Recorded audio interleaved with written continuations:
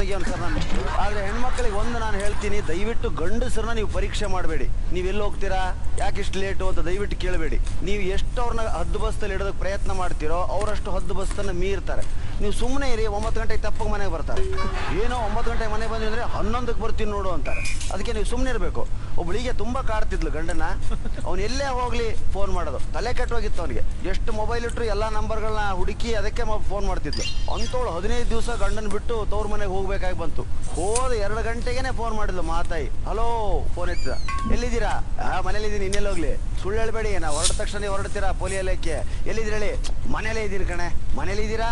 Guarantee ಏನೋ? ಏನು guarantee ಕೊಡಲಿ? ಎಲ್ಲಿ ಮಿಕ್ಸಿ ಹಾಕಿ ನೋಡೋಣ. ಪಾಪ ಅಡುಗೆ ಮನೆಗೆ ಹೋದ, ಗುರ್ರ ಅಂತ ಮಿಕ್ಸಿ ಹಾಕಿ ಫೋನ್ ಇಟ್ಟ.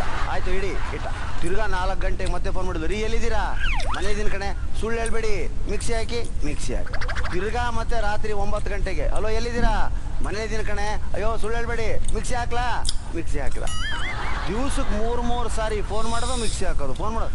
15 ದಿವಸ ಆಯಿತು ಸ್ನೇಹಿತರೆ. ತವ್ರ ಮನೆ ಮುಗಿಸ್ಕೊಂಡು ಹೆಂಡ್ತಿ ಮನೆಗೆ ಬಂದ್ಲು. ಗಂಡ ಮನೇಲಿಲ್ಲ. ಮಗ ಕೂತಾನ ಕಟ್ಟೆ ಮೇಲೆ.